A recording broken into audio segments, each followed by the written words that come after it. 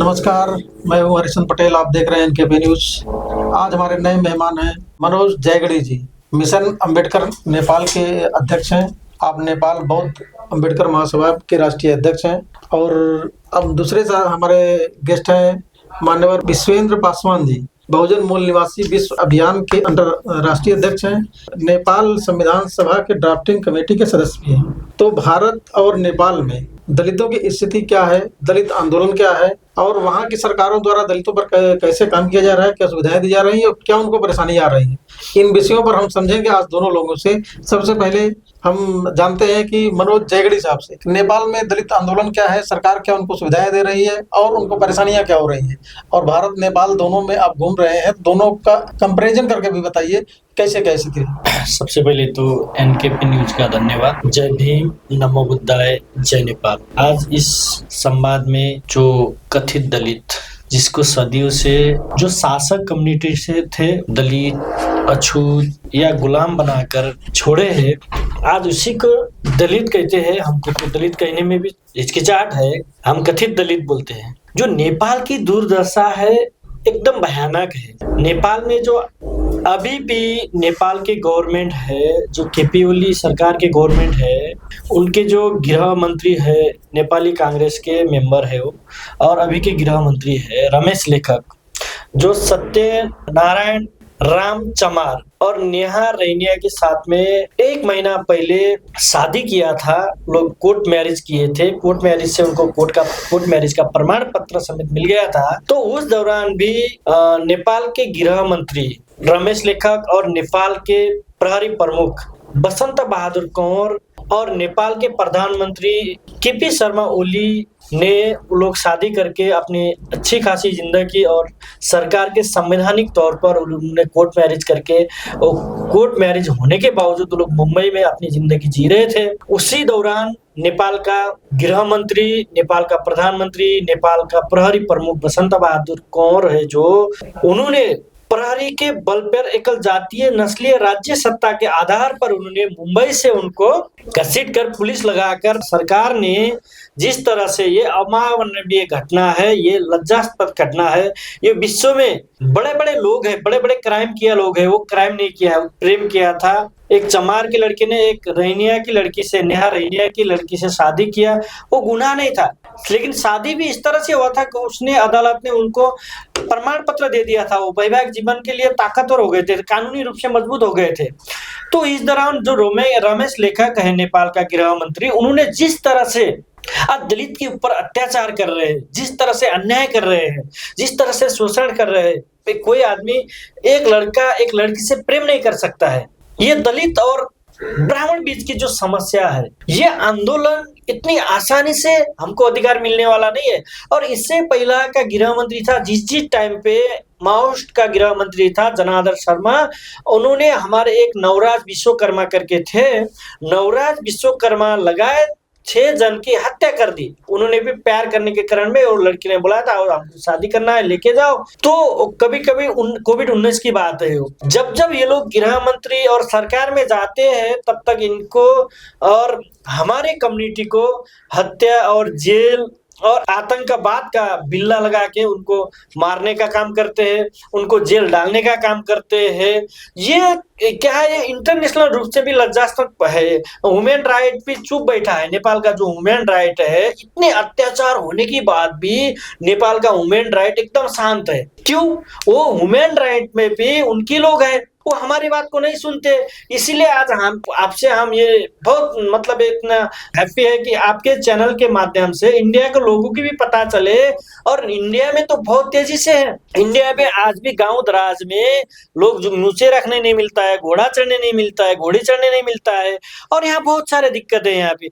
लेकिन नेपाल में जिस तरह का, इंडिया और नेपाल का जातीय विभेद एक है, और नेपाल और इंडिया की समस्या एक है, नेपाल और भारत का दुश्मन एक है। और ये दुश्मन के साथ हम लोग जब तक हमारे जो सोशल मूवमेंट चलाने वाले लोग हैं, जो हमारे मतलब जो पार्टी चलाने लोग हैं, SC ST OBC माइनॉरिटी, जो जितने भी लोग हैं वो पार्टी बनाए हैं, वो लोग जब तक एक कट्टे में, एक साथ में आकर अपनी ताकत को पहचाने बिना ये समस्या समाधान नहीं होगा।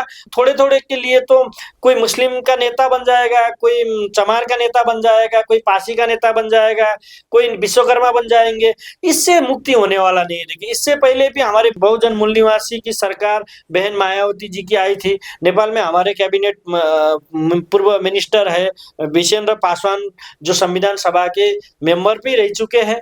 इस दौरान पर हमको जो नेपाल में अम्बेडकरवाद की मिशन चलाते, वहां कोई अम्बेडकरवाद का मिशन चलाना और बुद्धिज्म का मिशन चलाना इतना आसान नहीं है। वहां एक पहाड़ पे अपना सर फोड़ने की तरह है, पहाड़ गिरेगा नहीं लेकिन सर फूट के आदमी मर जाएगा।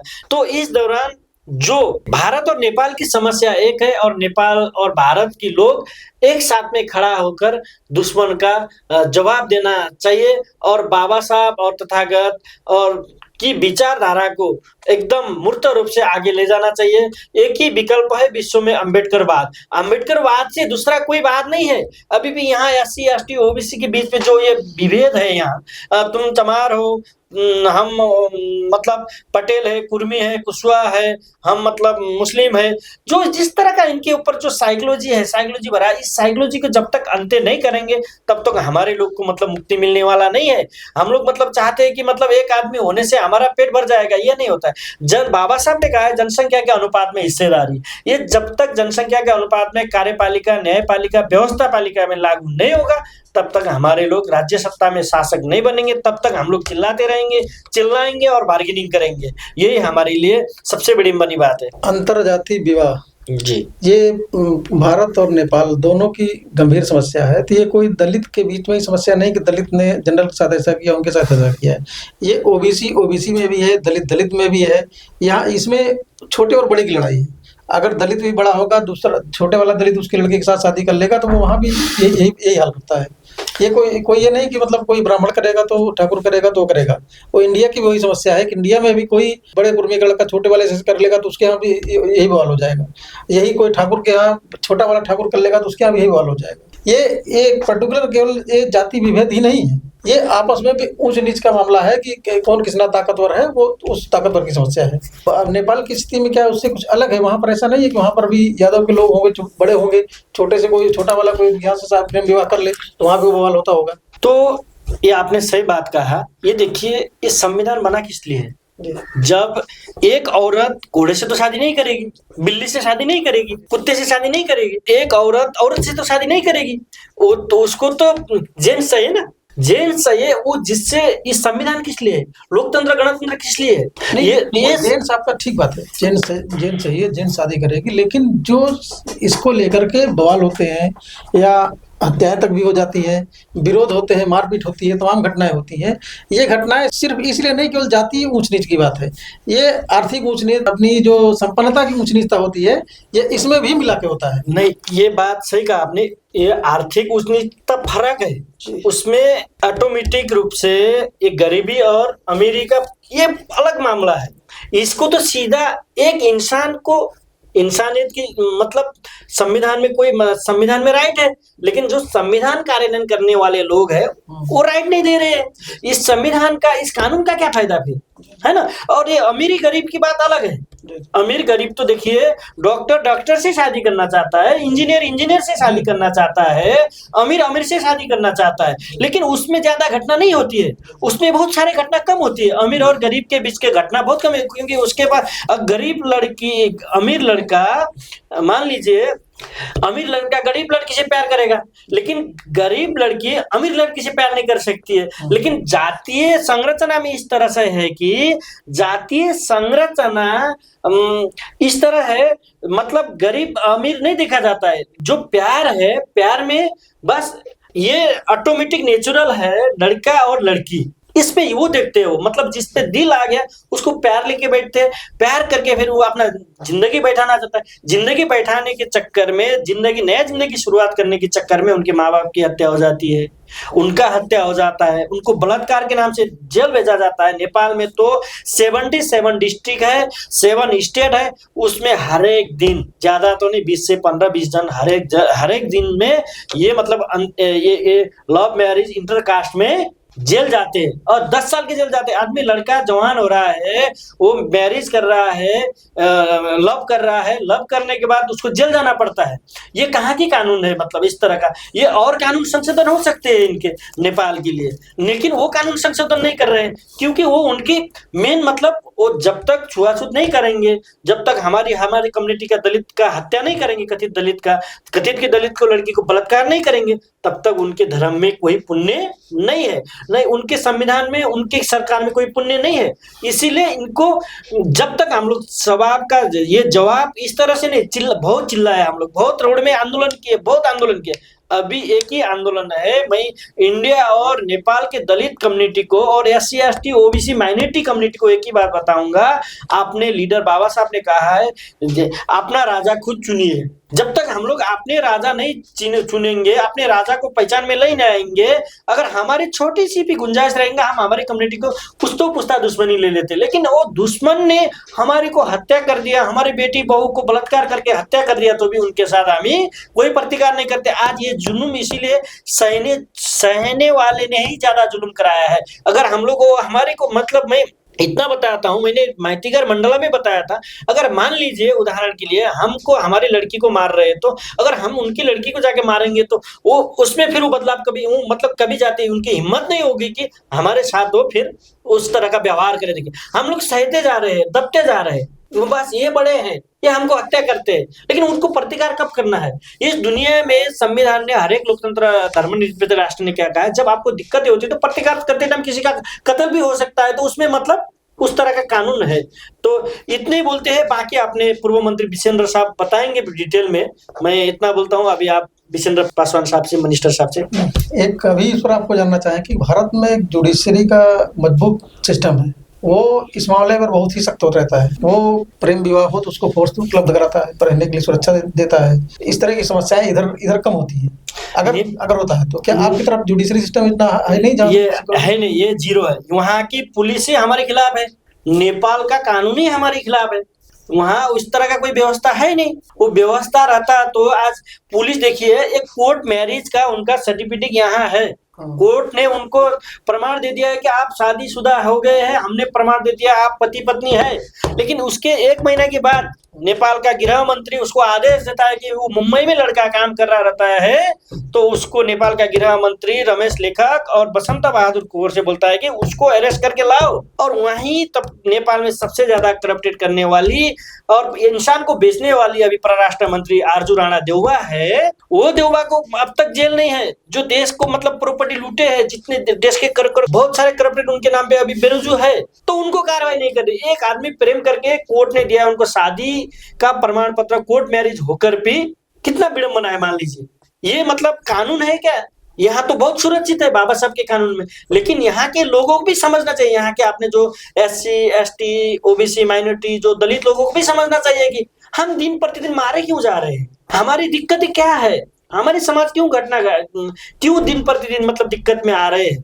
इस तरह से नेपाल और इंडिया के लोगों को समझना चाहिए। हम जिसको शासक बनाते हैं, हम चुनाव के टाइम पे तो हम शासक के वोट देने में पूरा जी जान लगा लेते, पैसा देते, नोट देते, वोट देते, पब्लिक देते, दुनिया ताकत लगा लेते।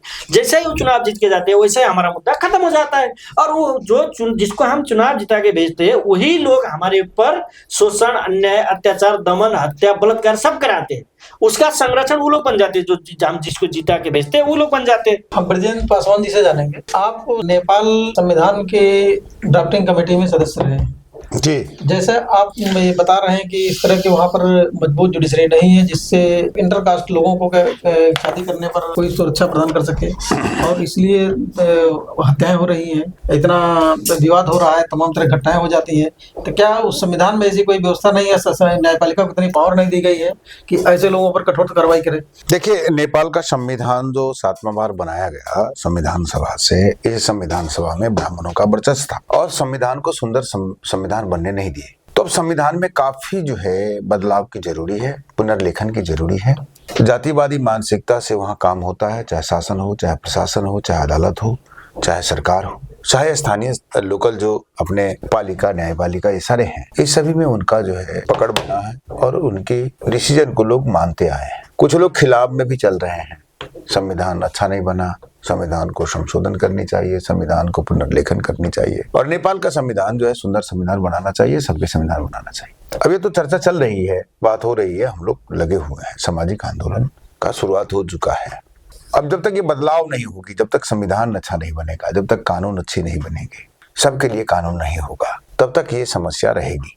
इसका निवारण का कोई रास्ता नहीं दिखाई देती है। तो इसीलिए भारत में संविधान है, भारत की एक मजबूत कानून व्यवस्था है और भारत में जो जुडिशरी है उसमें एक ही जात के लोग तो है, लेकिन उनको भी अंदर कभी कभी लगता है कि ये जो समस्याएं हैं ये समस्या नहीं रहनी चाहिए, सम्मान होनी चाहिए सबको, तो वो कभी कभी अच्छे फैसले करते, अभी जजमेंट करते हैं।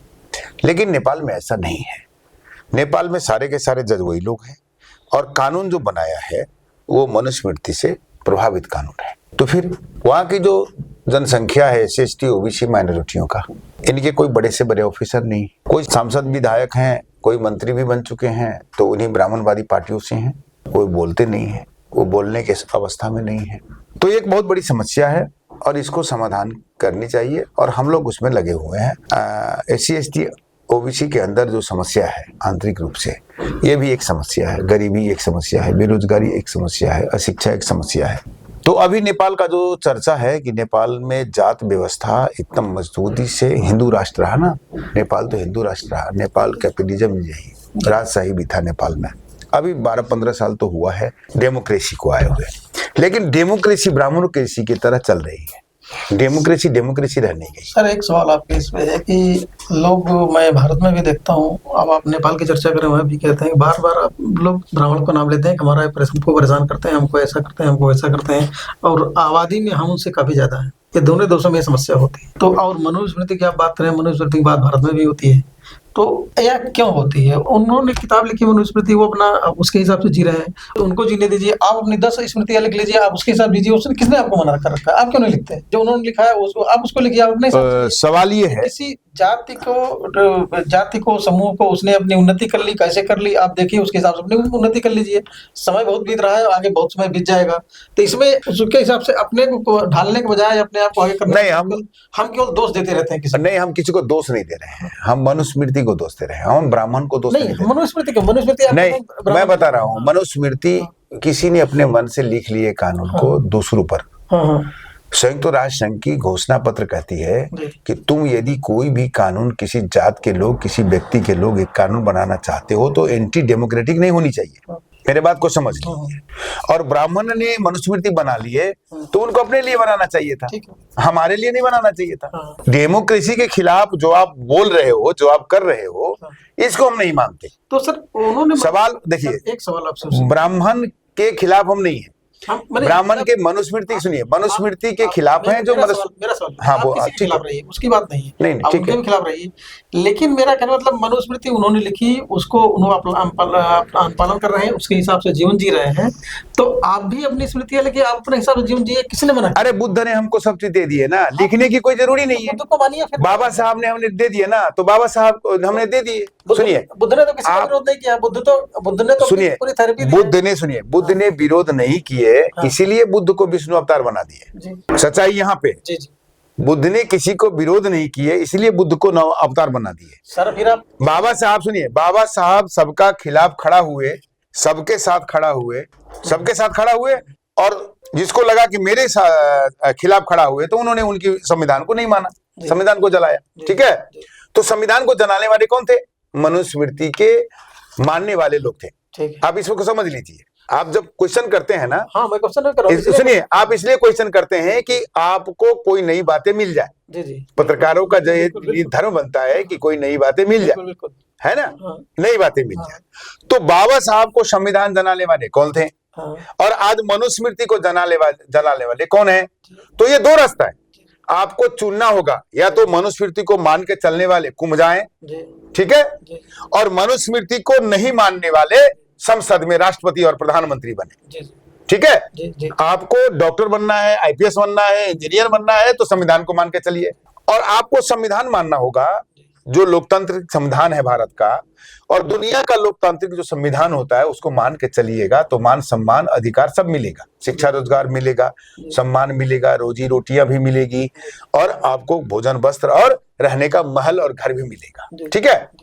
अब सवाल ये खड़ा होता है कि हम मनुस्मृति से हम नीच दिखाए गए, मनुस्मृति से हम अपमानित हुए, मनुस्मृति के द्वारा हमारे मान सम्मान, शिक्षा, धन दौलत सारी छीन ली गई, हमारे शासन राजपाट भी छीन लिए गए। तो मनुस्मृति बनाने वाले लोग कौन थे? वो मनुस्मृति बनाने वाले लोग भारतवर्ष के मूल निवासी बहुजन नहीं थे। ठीक है। सवाल खड़ा होता है, अब आपको जवाब मैं दे रहा हूं, आपके जवाब सवाल खड़ा होती है और मनुस्मृति को हम नहीं मानेंगे, हम भारतवर्ष के लोग नहीं मानेंगे, हम इंडिया नेपाल सार्क के लोग नहीं मानेंगे। मनु कोई कानून ही नहीं है, मनु कोई व्यवस्था नहीं है, मनु कोई धर्म नहीं है। और जब हिंदू धर्म नहीं है, हिंदू कोई जाति नहीं है, हिंदू कोई व्यवस्था नहीं है, तो मनुस्मृति को पालन करके हिंदू पर आप लाद रहे हैं, ये संविधान का और लोकतंत्र का खिलाफ है। ये मेरा मानना है। अब हम लोकतांत्रिक रूप से हम अपना संविधान बनाएंगे। सुनिए, हम लोकतांत्रिक रूप से नेपाल का संविधान बनाएंगे, पूर्ण लोकतांत्रिक संविधान बनाएंगे, सार्क को सुंदर बनाएंगे, एशिया को सुंदर बनाएंगे और जितने महापुरुष हैं हमारे उनके विचारधाराओं को सम्मान करते हुए सुंदर विश्व बनाएंगे। ठीक है। इंसान को जीने का हक मिले, इंसान को बोलने का हक मिले, इंसान को अपने जीवन जीने की तरीका की, है ना, व्यवस्था को राज्य सहयोग करे, समर्थन करे, शिक्षा और रोजगार की गारंटी हो, जमीन को जोतने वाले के जिम्मेवारी लगाया जाए, जो जमीन देखा ही नहीं है, जो जमीन को समझता ही नहीं है, जमीन से क्या लाभ हो सकती है, देश को, विदेश को, संसार को क्या मिल सकता है भूमि से, तो उसके बारे में सोचने की जरूरी है। आपने जो बताया कि हम मनु के खिलाफ, हम मनु के खिलाफ आज नहीं, जिस दिन उन्होंने मनु विधान लिखे उस दिन अपने लोगों को अच्छा मान लिए और दूसरे को खराब मान लिए। तो जिसको खराब माने उनका तो कितना उन्होंने ही खड़ा कर दिया ना कि भैया तुम इस कित्ता में हो, तो आज मैं उस कित्ता के हकदार हूं जो अपने मान सम्मान के लिए मैं इस रास्ता को, एक नई विधान की बात कर रहे हैं, स्मृति की बात कर रहे हैं। बाबा साहब ने तो 33 करोड़ देवी देवता के नाम से बनाए हुए सारे वेदों को खत्म कर दिए ना, कर दिए। आज देखिए आज के दिन नफरत की जुबानें खुल रही है। तुम यहाँ के हो, मैं वहां का हूं, तुम चले जाओ, मत रहो, तुम चले जाओ, मुसलमान छोड़ के चले जाओ। और मुसलमान को कौन बनाए? मुस्लिम कौन बने? क्रिश्चियन कौन बने? बौद्धिस्ट कौन थे? सारे बौद्धों को मारा गया। ये सवाल खड़ा होती है आपके सवालों से। तो मैं ये रिक्वेस्ट करना चाहता हूं आपके द्वारा सभी को कि जो नफरत की जो जुबानें हैं, नफरत की जो जुबानें हैं उसको बंद करना चाहिए, लोकतांत्रिक विधि और प्रक्रिया को सम्मान करना चाहिए। आप जिस नाम से आप जीना चाहते हैं, खुशी होइए या नाराज होइए, आप अपने घर में जो करना है करिए, लेकिन संविधान के खिलाफ कुछ नहीं कर सकते। आप अपने घर में बैठ के भी अपने शरीर में आग नहीं लगा सकते, आप समझ लीजिए। तो जब अपने घर में बैठ कर अपने शरीर में आग नहीं लगा सकते, तो फिर गांव में समाज में आग लगाने की जिम्मेवारी आपने क्यों ले लिया? गैर बराबरी क्यों बना दिया आपने? सामाजिक न्याय क्यों नहीं दिया? आज बेटियों को बलात्कार होती है, दहेज प्रथा आपने ला दिया, आपके कारण से दहेज प्रथा आई। आइए आप मुझे बात जवाब दीजिए आप कि जापान में दहेज प्रथा है, थाईलैंड में दहेज प्रथा है, या किसी भी मुस्लिम कंट्री में आप बता दीजिए, या बौद्धिस्ट कंट्री में है, क्रिश्चियन कंट्री में दहेज प्रथा है? दहेज प्रथा क्यों लाया आपने? नारियों को अपमान करने का काम आपने किया, मनुस्मृति ने किया, ब्राह्मणों ने किए, और नारी को सम्मान देने का काम बाबा साहब ने किया, बुद्ध ने किए, महापुरुषों ने किए। सुन लीजिए, आप कह रहे हैं कि क्यों उनको खिलाफ कर रहे हैं? मैं उनका खिलाफ नहीं कर रहा हूं, आपने जो गलतियां की उसका मैं आज चर्चा कर रहा हूं कि ऐसा गलती आपको नहीं करना चाहिए था। सर मैं सवाल दूसरा आपसे कर रहा हूँ। हाँ करिए। अगर उन्होंने गलतियां की, बाबा साहब बहुत पढ़े लिखे थे, बाबा साहब ने मनुस्मृति को जलाया, उनके वेदों को मानने से मना किया। हम भी नेपाल में मनुस्मृति को कई बार जला चुके हैं, फिर अब राष्ट्रव्यापी रूप से जलाने की तैयारी कर रहे हैं। यही तो मैं आपसे कह रहा हूँ ना। हाँ ठीक है, आप भी मनुस्मृति को जला चुके हैं, और वो जो मनुस्मृति वाले हैं वो क्या कहते हैं, संविधान को जलाते हैं, ये गलत बना हुआ है, इसमें गलती हो गई आरक्षण को लेकर के। तो ये दोनों लोगों की ये लड़ाइयां चल रही है। सुनिए, शूद्र हम सब हैं और बाकी स्वदेशी हैं, मूल निवासी। तो स्वदेशी मूल निवासी अपना मान सम्मान के लिए लड़ाई लड़ेगा। अखिलेश भी लड़ाई लड़ रहे हैं, सुन लीजिए, तेजस्वी भी लड़ाई लड़ रहे हैं, बहन जी भी लड़ाई लड़ रही है, भारत के तमाम लोग जो है लड़ाई लड़ रहे हैं, अपने आगे बढ़ रहे हैं। और इस देश को सुंदर बनाने की जिम्मेवारी ब्राह्मण को भी है और SC SC OBC की माइनॉरिटी की भी है, धार्मिक अल्पसंख्यकों की है। यदि इस संविधान को मानने वाले हैं तो इस देश को सुंदर बनाइए, संविधान को नहीं मानने आए तो कुंभ में जाइए, मोक्ष ले लीजिए, बात खत्म, सवाल खत्म करिए। कुंभ में सर भारत की नहीं, आपकी है ना कि मुझे भूख रोटी नहीं चाहिए, कपड़ा नहीं चाहिए, परिवार नहीं चाहिए, तो कुंभ में नहा लीजिए, पाप धो लीजिए, सुनिए, पाप धो लीजिए कुंभ में नहा करके और मोक्ष ले लीजिए, कहिए कि भैया हमें यही मोक्ष दे दो। आप कुंभ जा रहे हो, अब वो वहां बैठे बैठे कुंभ का आदमी कितना है गणना कर रहा है। आप जैसे पत्रकार मेरे भाइयों, मैं आपसे नहीं कह रहा हूं, मैं निवेदन आपसे करता हूं कि सच्चाई पे चलिए। ये दुनिया बहुत आगे बढ़ चुका है, साइंस आगे बढ़ चुका है, बुद्ध की साइंस आगे बढ़ चुका, बाबा साहब का साइंस आगे बढ़ चुका, कबीर रविदास का साइंस आगे बढ़ चुका है। ये जो टेक्नोलॉजी देखना ना, ये कुंभ में जाने वाले नहीं बनाए, ये कैमरा उन्होंने नहीं बनाया, ये कलम जो लिख रहे हैं ना उन्होंने नहीं बनाया, ये जो है ना लिख रहे हैं उन्होंने नहीं बनाए। तो मेरा ये रिक्वेस्ट है कि झूठी बात को लाखों लाखों साल कह करके आप थक जाओगे, तो कोई काम नहीं। अब आप बताइए, आप कह दीजिए कि मैं बारे पूरे दुनिया के 5 अरब लोग आ गए मेला में, तो हम आपको क्यों कहेंगे कि नहीं आया? हम ये कहेंगे कि भैया काउंट करके दिखा दो दुनिया के सामने, और जब प्रमाण होगा तो ऑक्सफोर्ड यूनिवर्सिटी के बैठे जनसंख्या का जो विद है ना, भूगोलविद है ना, वो वहां से जूम करेगा, कहेगा ये किलोमीटर में कितने आदमी चल रहे हैं, लाइव देख रहे होंगे। झूठ की खेती करने वाले लोग, ये मनुस्मृति की दुनिया नहीं है, मेरे बात को आप समझिए। और आप नहीं समझेंगे, आप जैसे पत्रकार नहीं समझेंगे तो दुनिया तो बेवकूफ बना ही देगा। और ये जो कुंभ की बात है, उनका इच्छा है कि हम कुंभ में नहा करके मोक्ष ले लेंगे, तो कोई रोकेगा? आप रोकने जाएंगे? मैं नहीं रोकूंगा। सुनिए, लेकिन मैं ये कहूंगा कि मृत्यु जो है वो कानून के खिलाफ है, आप इच्छा मृत्यु भी नहीं ले सकते, ठीक है? तो भारत की कानून व्यवस्था, प्रधानमंत्री जी को, अमित शाह जी को यह कहना चाहिए कि वहां मरने वाले लोगों की जो संख्या है वो अपने जान के मरे हैं तब, और नहीं तो अनजान में मरने वाले हैं तब, और नहीं किसी ने कह दिया कि मोक्ष के लिए चले जाओ, तो उनको कड़ी से कड़ी सजा होनी चाहिए और उनको एक दिन का दुख व्यक्त करना चाहिए देश को। योगी जी, और मैं धन्यवाद देता हूं मोदी जी को, उन्होंने सबसे पहले उन्होंने दुख व्यक्त किए। ये होता है राष्ट्र। योगी जी चुप है, समझ लीजिए। और धर्मगुरु चुप रहे, धर्मगुरु अंदर में बैठ के खा रहे थे, जूस पी रहे थे, पानी पी रहे थे, उधर जो है हमारे लोग मर रहे थे। तो ये होता है बाबा साहब का संविधान। आज मोदी जी को लगा है कि ये ठीक नहीं हुआ, ये बात है डेमोक्रेसी। मोदी जी को लोग अच्छा कहे खराब कहे, उसमें मेरा कोई तर्क वितर्क नहीं है, लेकिन विज्ञान होती है। भारत और नेपाल, इन दोनों के जो दलित समस्याएं हैं, अरे दलित का ही नहीं, पूरे जो व्यवस्था की समस्या है। मैं इस पर थोड़ा आगे आ रहा हूँ जी। इस पर जो अभी हमारा जो चल रहा है कि दलित समस्या एक स्थिति है भारत और नेपाल की, आपको दिखता है वहां की स्थिति ज्यादा ठीक है या यहाँ की स्थिति ज्यादा ठीक है? देखिए, नेपाल हिंदू राष्ट्र रहा है, भारत कभी हिंदू राष्ट्र रहा नहीं। जी। नेपाल 250-300 साल से हिंदू राष्ट्र रहा है। शंकराचार्य जी का कृपा हुआ, वहां के भोजन मूल निवासी जो थे, सम्राट अशोक के समय से जो शासन पद्धति का शुरुआत हुआ था, समाज जोड़ने का, ठीक है, समाज को सुखी बनाने का, इंसान को एकदम आनंदमय, भरोसामय, कोई भयभीत ना हो, ऐसे व्यवस्था उन्होंने शुरू कर दिए थे।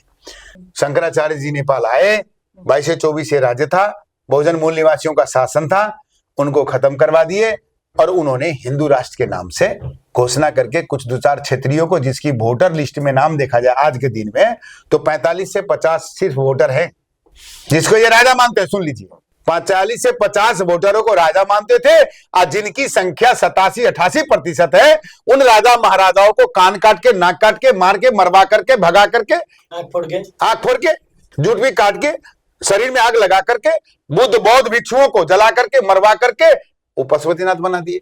पशुपतिनाथ चारुमती की बनाई हुई जो बौद्ध विहार था, सम्राट अशोक की लड़की का बौद्ध विहार है। चारुमती, इतिहास पढ़ने वालों को ये सबल सीखनी चाहिए कि चारुमती के नाम से जो बौद्ध विहार था, जो विद्यालय थी, जहां पे बच्चे लोग पढ़ते थे, पढ़ाते थे, ज्ञान लेते थे, आज उसको पशुपतिनाथ कह करके बदल दिए। कि ये डिबेट में मैं नहीं जाना चाहता हूं, क्योंकि इसके अंदर अभी डिबेट हो रहा है ना कि मुसलमान को मस्जिद को खोदो। तो भैया आप गड्ढे खूंड रहे हो, अच्छा कर रहे हो, आपको लगता है ना बहुत अच्छा कर रहा हूं मैं, तो इसका परिणाम 5 से 10 साल में आपको पता चल जाएगा।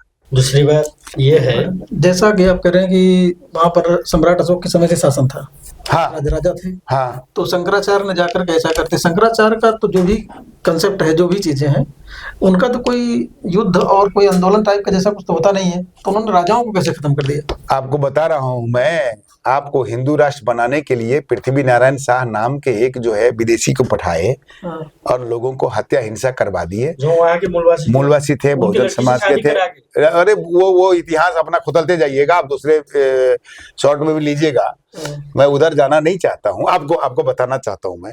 तो आप मेरे भाई है, आपकी जो सवाल है, इस सवाल को जवाब मैं प्यार से देना चाहता हूं कि शंकराचार्य जी के द्वारा निर्णय किए गए भट्ट ब्राह्मण अभी पशुपति के पुजारी हैं। भारत के किसी कोना में किसी मंदिर का पुजारी एक नेपाली को मुझे दिखा दीजिए जिसको 3,50,000 या 2 लाख तलब हो, दिखा देंगे आप? प्रमाण है? तो जब आपने पशुपति नाथ के मंदिर में राजा के द्वारा कानून बनवाया और कहा कि भारत के शंकराचार्य के द्वारा जो डिसीजन होगा वही भट्ट वहां के पुजारी बनेंगे, ठीक है?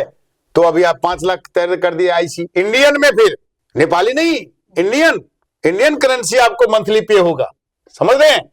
और वहां के जो ब्राह्मण है वो वहां घाट पे जाकर के 200-400 रुपया में वो पूजा करते हैं, करवाते हैं। उनके ऊपर कितना अन्याय, अत्याचार हुआ कि नहीं हुआ? तो ब्राह्मणों के अंदर भी जो समस्या है उसको समाधान बाबा साहब ने किए, बुद्ध ने किए, कबीर और संत रविदास साहब ने उसको समाधान का उपाय बताए कि जो गैर बराबरी का जो समस्या है उसको समाधान करनी चाहिए। तो ये बात जो है आज प्रमाणित हो चुका है दुनिया के सामने कि गैर बराबरी खत्म हो देनी चाहिए। कानून की राज्य है, संविधान की राज्य है, शांति और विकास और सम्मान, शांति विकास और सम्मान, सब इंसान को जीने की हक होनी चाहिए। संयुक्त राष्ट्र संघ कहती है कि एनिमल राइट्स, चाइल्ड राइट्स, समझ रहे हैं ना? ठीक है। Senior citizen rights, women rights, victim rights, marginalised community rights, individually या नेशनलिटी के आधार पे आपको कहीं भी हो अधिकार तो आपको देना है, सम्मान देना है। तो इसको अच्छा करके चलिए ना।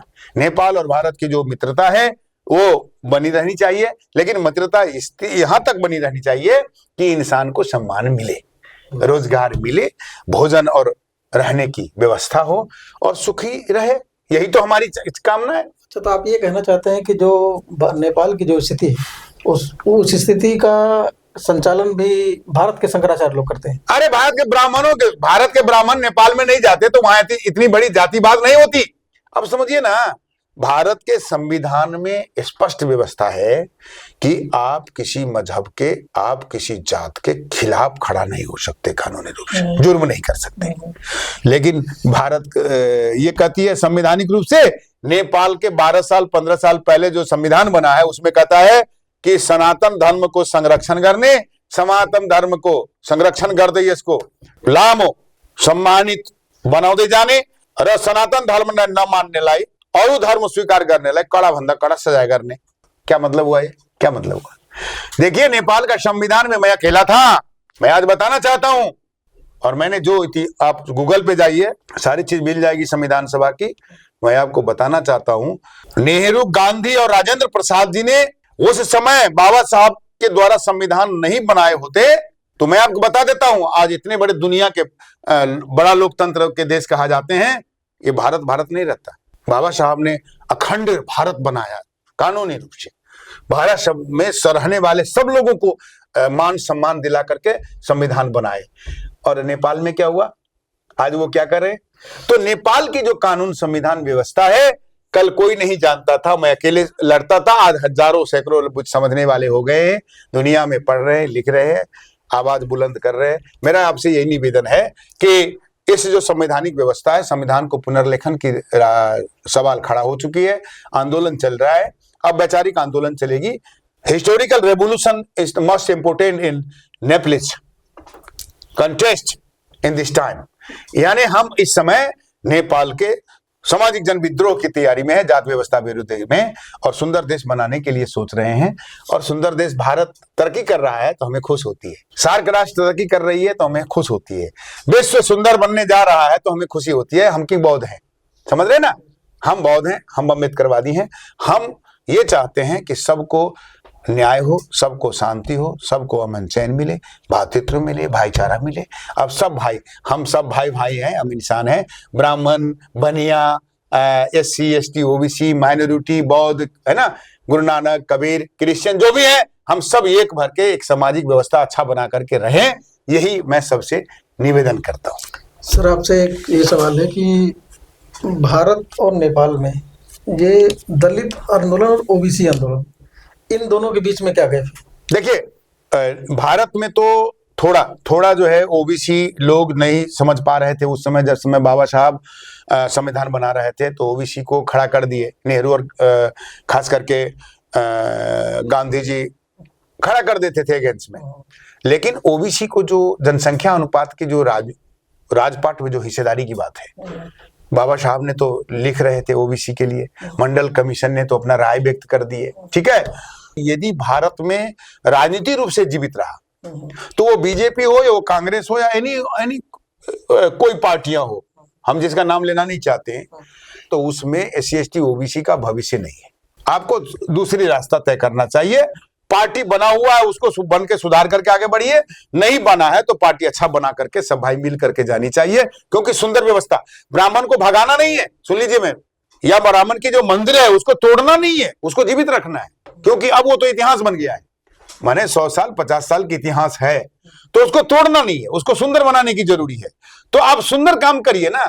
आप बौद्ध के लिए भी 1 करोड़ एक विश्वविद्यालय के लिए दीजिए, ठीक है, आप क्रिश्चियन को भी दीजिए, आप मुस्लिम को भी दीजिए, और आप जो ब्राह्मण के नाम से जो देवी देवता है उनके लिए भी 1 करोड़ दीजिए। ये न्यायिक व्यवस्था है संविधान के तहत। इक्वालिटी हो गई। सर मेरा जो बेसिक सवाल ये था कि भारत और नेपाल में ओबीसी और एससी और दलित जो 2 आंदोलन है, 2 आंदोलन के बीच में गैप है, दोनों एक है या दोनों एक नहीं है? नहीं, आंदोलन का रास्ता एक ही है, आंदोलन के अनुयायी एक ही हैं। इनको दुश्मनों के द्वारा अलग दिखाया जा रहा है। हम लोग अभी इस बात को महसूस किए हैं कि एससी एसटी ओबीसी और माइनॉरिटियों का जो आंदोलन है, एक ही समस्या है, एक ही समाधान का रास्ता है। तो हम सब एक जगह बैठ करके, इसीलिए तो हम लोग विश्व जो है एससी एसटी ओबीसी माइनॉरिटी का वर्ल्ड कन्वेंशन तो काठमांडू में करने जा रहे हैं। मार्च 14 से लेकर 18 तक का हमने विश्व कन्वेंशन का नाम दिया है उनको। हम विश्व कन्वेंशन करने जा रहे हैं। आप सभी से सादर निवेदन है कि आप उस कन्वेंशन में भाग ले आए। आप सभी से आदर है कि अगले मार्च में होने वाला जो 5 दिवसीय कार्यक्रम है, world convention, SC ST OBC minority BC and general, हमने जनरल को भी रखा है। हमने ये नहीं कहा कि जनरल वालों को हम अलग कर देंगे, हमने कहा जनरल अपनी समस्या को रखेंगे, हम अपना समस्या को रखेंगे और समाधान की रास्ता तय करके सुंदर देश कैसे बना सकते हैं उस पर हम बात करेंगे। सामाजिक आंदोलन खड़ा करेंगे। हर देश में एक सामाजिक आंदोलन खड़ी होनी चाहिए। राजनीति करने वाले लोग राजनीति करेंगे, लेकिन हम लोग समाज को अच्छा बनाने वाले लोग हैं। तो हम संयुक्त राष्ट्र संघ के जो घोषणा पत्र है, बड़ा पत्र है, उनको सम्मान करते हुए सामाजिक आंदोलन को खड़ा करके आगे बढ़ेंगे। सर भारत में तो एक नजरिया ये देखने को मिलता है, अब नेपाल में जैसा भी हो, नेपाल का मेरा अध्ययन नहीं है, भारत में जो भी आंदोलन, जिसे आप दलित आंदोलन कहते हैं, जिस पार्ट को भी आप कहते हैं, वो दलित आंदोलन तो शुरुआत नहीं, तो शुरुआत जो हुई थी ओबीसी आंदोलन शुरू हुई थी। जो आप ओबीसी का जिसको आइकॉन आप बोलते हैं, ज्योतिबा फुले से नाम शुरू होता है जी। उसके बाद फिर साहूजी महाराज पे आता है, साहूजी महाराज से अम्बेडकर साहब के पास आता है, अम्बेडकर साहब बाद काशीराम साहब के पास आ जाता है या रामस्वरूप वर्मा पे आता है। तो ये बेसिक ऊपर तो सारे ओबीसी ही रहे हैं, लेकिन उस मूवमेंट के जो भी चीज होती है उसको दलित आंदोलन बता करके अलग कर दिया जाता है। देखिए, मैं आपको एक बात बताना चाहता हूँ, भारतवर्ष की आंदोलन, जितने भी आंदोलन थी, वो किसी जात के नाम से आंदोलन नहीं थी।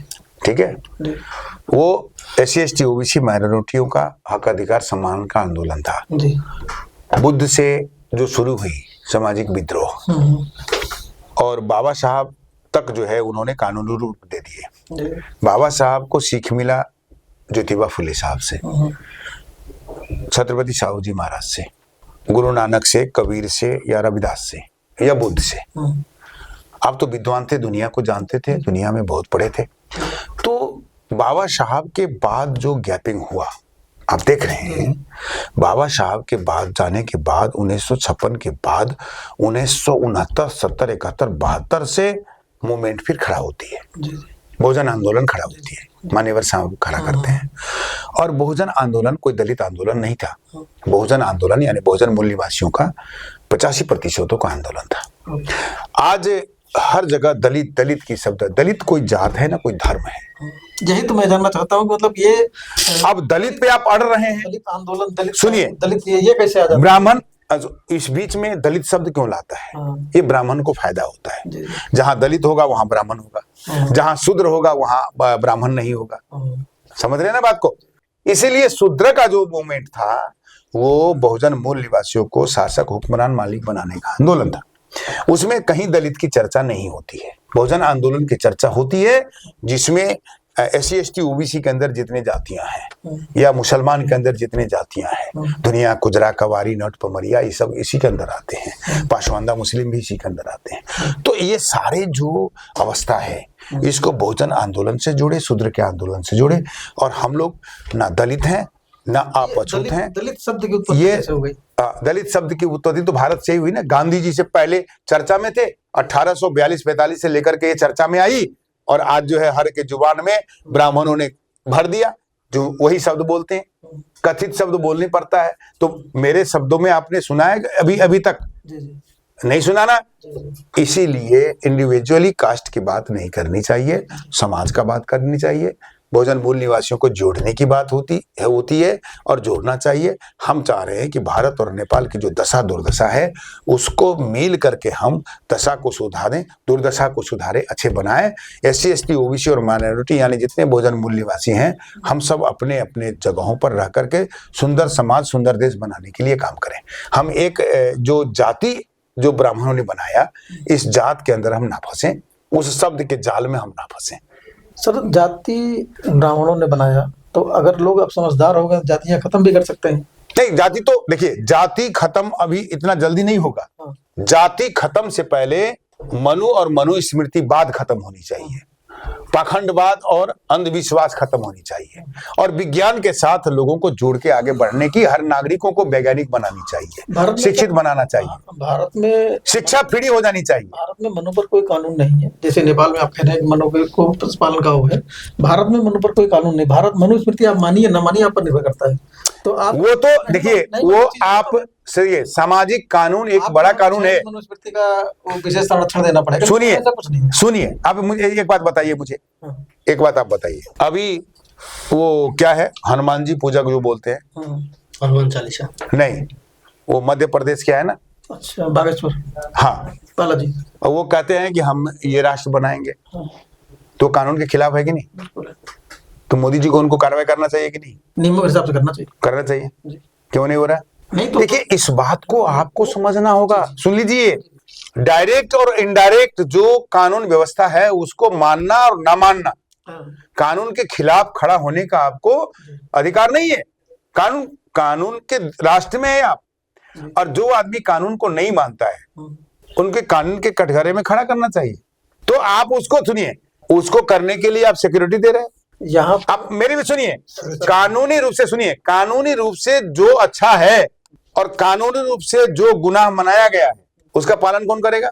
सरकार करेगी। तो संविधान कहती है कि संविधान के खिलाफ आप नहीं जा सकते हो, नहीं कर सकते हो, तो उनको कारण, इसीलिए बाबा साहब ने कहते कि संविधान जितना भी अच्छा हम बना रहे हैं, दुष्ट लोग वहां जाएंगे तो संविधान की कार्यान्वयन नहीं होगी। सुनिए, तो जब संविधान की कार्यान्वयन नहीं होगी तो दुष्ट लोगों की शासन व्यवस्था में उनको हुक्मरान बन के बैठ रहे हैं, तो ये जो कानून के खिलाफ चल रहे हैं इनको कार्रवाई होनी चाहिए। सुन लीजिए, अब ये आप डिबेट खड़ा करिए ना। अभी आपने स्पष्ट कर दिया कि ये देश संविधान का देश है, कानून की देश है, तब भी यहां घटना हो रही है। और जहां कानून मनुस्मृति के तरह ही बनाया गया है वहां हम लड़ रहे हैं। डिफरेंस नहीं है ये सर? दोनों चीज, यहाँ पर कानून है, संविधान का देश है, लेकिन हमारे यहाँ न्यायपालिका में हम लोग कसम गीता की खाते हैं, धार्मिक किताब है, तो प्रभाव तो उसका भी रहता है। इसीलिए बता रहा हूं ना मैं। तो गीता को कसम, बाबा साहब ने तो नहीं लिखे हैं संविधान में कि गीता को कसम खाना, लिखे हैं, तो क्यों मानते हैं आप? तो अदालत में तो सारे लोग सवाल खड़ा कर दे रहा हूं मैं आपको, इसीलिए सवाल खड़ा कर लीजिए। आप समझिए, ऐसे बाबा साहब सिंबल ऑफ नॉलेज वर्ल्ड का नहीं बने। और आपकी कैमरा बोल रही है, हमारे सारे दुनिया के लोग सुन रहे हैं, बाबा साहब ने संविधान बनाते समय ये नहीं लिखे थे संविधान में, तो आप क्यों मान रहे हैं संविधान के खिलाफ है? तो मैं शासकों से निवेदन करता हूं कि भारत का सुंदर संविधान है, इनको अच्छा बना के रखिए, ये आपकी जिम्मेवारी है। इस संविधान को जीवित रखिए, पूरा करिए, ये आपकी जिम्मेवारी है। और नहीं करेंगे तो भाई एससी ओबीसी वाले तो अब समझ गए हैं कि भैया ये अपनी पार्टी नहीं है, इसको वोट नहीं देना है। आप समझ लीजिए, चाहे वो बहुजन मिशन में लगे हो, चाहे मूलवासी मिशन में लगे हो, चाहे ओबीसी मिशन में लगे हो, चाहे SC ST OBC minority mission में लगे हो, चाहे कबीर रविदासिया हो, चाहे बौद्ध हो, सबको समझ आ गई है कि भारत को संविधान को बचाना है, तो सुंदर संविधान बचाना है और सबको सम्मान और मान मर्यादा प्रतिष्ठा की लड़ाई है, हक और शासक मालिक बनने की लड़ाई है। तो सबको समझ में आ चुका है कि किसको वोट देना है, किसको नहीं देना है। तो कुल मिला के आप ये निष्कर्ष हो रहा है कि ओबीसी और दलित ये कोई अलग चीज नहीं है, सब एक ही है। हाँ, बीच में ये कुछ लोगों का पैदा किया हुआ शब्द है कि दलित है, जैसे जिससे वो डिवाइड हो जाए, ओबीसी अलग हो जाए, दलित अलग हो जाए, तो संख्या बीच में कम हो जाएगी। अरे फूट डालो, शासन करो, डिवाइड एंड रूल, फूट डालो, शासन करो। तो उनका ये सोच है, तो आप फूटिए मत। आप क्यों उनके बातों पे फूट रहे हो? तो आप नेपाल जैसे भारत के नेपाल के बारे में भारत में वो बारे में ये है कि यहाँ पर तो जातियां पहले थी नहीं, पहले वंश हुआ करते थे। हाँ, कुल और वंश थे पहले, कुल और वंश हुआ करते थे। वहाँ भी से। बाद में लोगों ने इनको ये जाति कहना शुरू कर दिया, तो जातियां आपस में ये जो हो कहने से चीजें शुरू हो गई। हाँ, और नेपाल में क्या स्थिति रही? यही है, सेम है, सेम कुल और वंशज। अरे 1735 के बाद तो ही नेपाल में बने हैं ना लोग नेपाली। उससे पहले तो वही अशोक सम्राट का सभी थे, सब बौद्ध थे। आप समझिए इस बात को। हजारों हजार जो राजा महाराजा हुआ करते थे, बहुजन मूल निवासी राजा, छत्रपति शिवाजी महाराज जैसे हजारों हजार राजा महाराजा थे बहुजन मूल निवासियों का। ये 2000 ईसा पूर्व और ईसा के बाद, ईस्वी संवत जब शुरू हुई है, उसके बाद का इतिहास और उससे पहले का थोड़ा पहले 500 700 800 1000 वर्ष की जो इतिहास दिखाई दे रही है, तो 3000 वर्ष न हुआ। जी। तो 3000 वर्ष की इतिहास हमारे सामने है, विज्ञान मानती है इसको कि 3000 माने 2565 बरस पहले, 66 बरस पहले बुद्ध के जन्मभूमि लुम्बिनी है, ठीक है। तो दुनिया ये मानता है कि बुद्ध का जन्म लुम्बिनी में हुई है। अब वो पहले दुनिया ये नहीं मानती थी कि बुद्ध का जन्म नेपाल में हुआ है। तो नेपाल तो 235 वर्ष के बाद में 1935 के बाद में बना है, 1735, और अभी 2000 कितना चल रहा है, 25। उसके पहले इंडिया में था, भारतवर्ष थे ना, इंडिया कहाँ था उस समय? इंडिया नहीं था, भारतवर्ष वही था जी। इंडिया तो 47 के बाद इंडिया बनी, लीगल इंडिया, समझ रहे हैं ना। लीगल इंडिया जो बनी है वो तो 47 के बाद बनी है। पाकिस्तान उधर चले गए, फिर बांग्लादेश उधर चले गए, और उससे पहले जो नेपाल बन रहा था, वो नेपाल 235 वर्ष पहले नेपाल में वो नेपाल का संज्ञा हो गया। तो ये सारी बातों को इतिहास प्रमाणित करती है कि भारतवर्ष था और भारतवर्ष के शासक भारत के मूल निवासी थे। भारतवर्ष के जनता भारत के मूल निवासी थे, और भारत के जनता और शासक दोनों सुंदर भारत बना के रखे थे। लोक नायक, बहुजन नायक, बहुन सम्राट, महासम्राट, चक्रवर्ती सम्राट और सम्राट महासम्राटों के सम्राट अशोक सम्राट, ठीक है। तो इनको समझना पड़ेगा। इनको समझ में नहीं आती है, इनको समझ में ये आती है कि अशोक सम्राट के वंशज को खत्म कर दो। इनके समझ में ये आती है बुद्ध वालों को खत्म कर दो। एक भी बौद्धिस्ट के हाथ में तलवार देखते हैं कभी? तो इनके जो जितने बना के रखे हैं, सब जगह तलवार क्यों रखा है? भय क्यों खड़ा कर दे रहे हो? तो उनकी धार्मिक परंपरा है कि उनके भगवान ऐसे होंगे। अरे दुनिया में कोई धर्म नहीं है बुद्ध से पहले थोड़ा दुनिया में कोई धर्म है? उसको बता दो मुझे, प्रमाण दो। बुद्ध से पहले महावीर जैन की थोड़ा पहले की बात होती है, उसके बाद में बौद्ध ही तो होते हैं। आप बता दो तो हमें, प्रमाण दो ना। ऑक्सफोर्ड यूनिवर्सिटी के प्रोफेसर है, हिस्ट्री के प्रोफेसर, ये मानने वाले तैयार हैं कि उससे पहले कुछ था? आप मुझे बताइए। तो फिर ये ढकोसला क्यों? हाँ, तो आप ढकोसले ही कर रहे हैं, तो उसी में आपकी जिंदगी अच्छा है, तो भाई आप खुश रहो, लेकिन संविधान के खिलाफ मत जाओ। नेपाल में संविधान बना है, थोड़ा अच्छा नहीं बना, अब नेपाल का अच्छा संविधान बनाएंगे। बहुत बहुत धन्यवाद आप सबको, बहुत बहुत शुक्रिया, धन्यवाद। काठमांडू में वर्ल्ड कन्वेंशन होने जा रहा है, SC ST OBC minority BC general women and all जो है बहुजन मूल निवासियों का वर्ल्ड कन्वेंशन होने जा रहा है, जिसमें आप सादर आमंत्रित हैं। आपके आने का हम सम्मान करेंगे, स्वागत करेंगे, और इस सम्मेलन में आप सहभागी हों। आप लोगों से यही निवेदन करता हूं। आपसे भी एक सवाल है कि भारत में नेपाल में जो आपने जाति समस्या बताई, वो भारत से कहीं ज्यादा है। जी। इसका समाधान आपको क्या दिखता है? समाधान इसका कैसे निकाला जा सकता है? अभी इसका समाधान देखिए, सबसे पहला तो इसका समाधान जो राज्य सत्ता है, संविधान कार्यान्वयन करने वाले ही मेन है। इसमें जब तक संविधान कार्यान्वयन में न्यायालय, कार्यपालिका, व्यवस्था पालिका में जब तक उसको जो कानून बना है उसको स्ट्रिक्टली कार्य नहीं करेंगे, तब तक ये दिक्कतें आती रहेगी। ये दिक्कतें उनको क्या लगता है, मजाक के रूप में लगता है। देखिए, दूसरी बात मैं भूल गया था, नेपाल में दूसरी बात ये है कि अगर हम लोग शहर में पढ़ने जाएंगे, अगर जात के आधार पर हमको वहाँ बैठने के लिए रूम नहीं मिलती है, डेरा नहीं मिलता है, मकान नहीं मिलता है, भाड़े पे हम पैसा पे करेंगे भी भाड़ा मतलब नहीं देते हैं। जैसे हमारे बच्चे अगर काठमांडू में जाना चाहेंगे, हमारी जात पूछेंगे आप किस जाति से है, जैसे हम जयगढ़ी बोलेंगे, जयगढ़ी किस में आता है बोलेंगे, जैसे हम बोल देंगे विश्वकर्मा तो बोल दे ये तो अछूत है। वो बोलेंगे, फिर पहला बोलेंगे एकदम अच्छी तरह से, भैया आइए, वेलकम, ये है, दुनिया भर है, पूरा देंगे। जब वो नाम पूछेंगे, नाम पूछने के बाद बोलेंगे भैया मैं पति से बात करता हूँ, तो आपको कल करता हूँ, परसों करता हूँ। और बहुत सारे रूम मिलके भी रूम में बैठने वाले लोग इतनी मतलब उनको मतलब खुद का आतंककारी का महसूस होता है, हम मतलब अपराधी है, हम इस घर में बैठे हैं, कब हमको ये निकालेंगे, उसके मानसिक पटल में ये होता है। देखिए, इस जात व्यवस्था को खत्म करने के लिए, इसको न्याय देने के लिए एक ही मुद्दा है, राज्य सत्ता स्ट्रिक्टली इसको कार्रवाई करे और जो जिसको इसका कानून मजबूत हो और इसका कानून फिर से कार्यान्वयन के लिए जो अभी तत्काल में जो कानून बना है, इसको जब कार्यान्वयन करेंगे तभी मजबूती आएगी, नहीं तो मतलब ये हर एक दिन यही मतलब मसला चलते रहेगा और चल रहा है, और इसको हम चलने नहीं देंगे अभी ज्यादा दिन तक। अभी हम लोग मतलब जल्दी ही नेपाल में सशक्त रूप में अधिकार के लिए शांतिपूर्ण आंदोलन की तैयारी कर रहे हैं।